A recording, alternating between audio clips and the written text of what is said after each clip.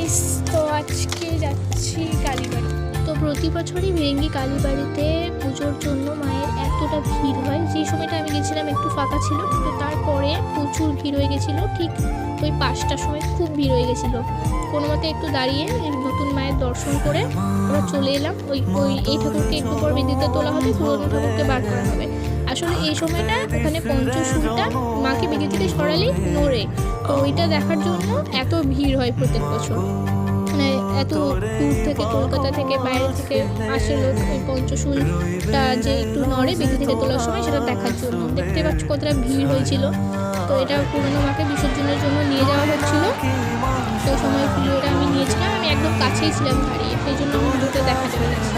আর তারপর নতুন মায়ের উপস্থাপনা হয়ে গেছিলো, আর সব কিছুর পর আমি তাড়াতাড়ি করে বাড়ি চলে এলাম। অনেকক্ষণ ছিলাম। তো থ্যাংকস ফর ওয়াচিং, টাটা।